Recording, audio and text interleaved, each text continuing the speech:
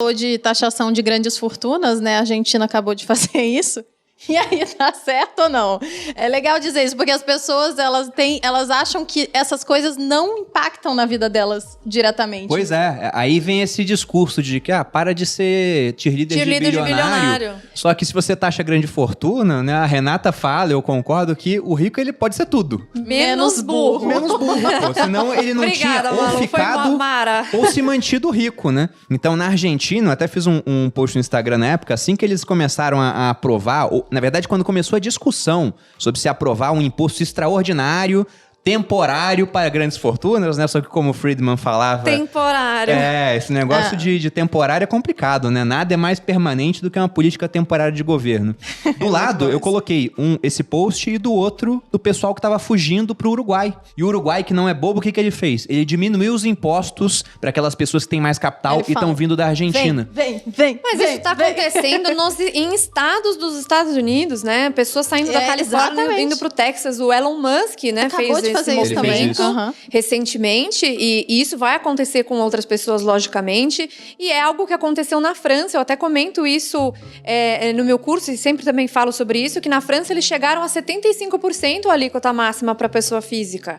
E aí, uma coisa extremamente irônica foi que o ator Gérard Depardieu foi pegar a residência fiscal na Rússia, que é um ex-país soviético, socialista, que lá estava mais barato do que na França. Lá, quando ele foi. Então, né, aí o dono da LVMH, que é aquela empresa que é dona da Louis Vuitton, da Moët Chandon e de outras marcas de luxo, foi pra Bélgica, jogadores de futebol se espalharam. E aí eu quero que vocês Bélgica expliquem. É fronteira com a França, pô. Fala o mesmo idioma, inclusive. O francês é uma das línguas oficiais. E aí eu quero que vocês expliquem o porquê que isso não é legal pro país, né? Por que eles estão... Na verdade, é ruim que o bilionário ou o milionário, quem for, a riqueza saia do país. Não, é meio óbvio, né? Depois que a pessoa sabe, principalmente. Talvez as pessoas realmente ouvindo. É necessário ser dito. Mas vamos pegar o caso do Gérard Depardieu, porque eu e a Malu, a gente viu isso na prática. A gente tava na Copa do Mundo da Rússia e a torcida francesa tinha uma musiquinha que eu não entendi o que era. Eu ouvi o nome dele e não sabia, né?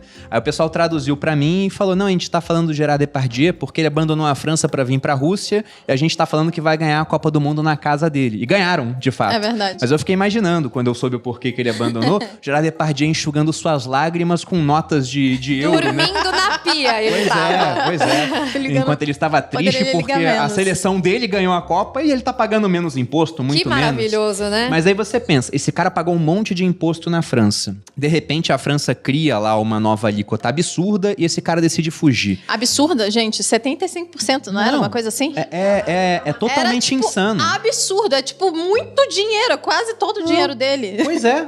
O cara, ele perde o estímulo para produzir mais. Exatamente. Essa é a primeira coisa. Porque depois de um tempo ele começa a ver, caramba, de 100% do que eu produzo, 75% vai pro Estado. Não vale eu aumentar minha produção, porque eu vou ganhar menos do que eu tô ganhando hoje. Ganhar mais problema pra minha cabeça. Essa é uma das primeiras coisas, né? Que você desestimula a produtividade. E segundo, que esse camarada ele começa a ver. Ele viu na Rússia lá, que é uma alíquota muito baixa, mas como a Renata falou, a Bélgica é fronteira com a França.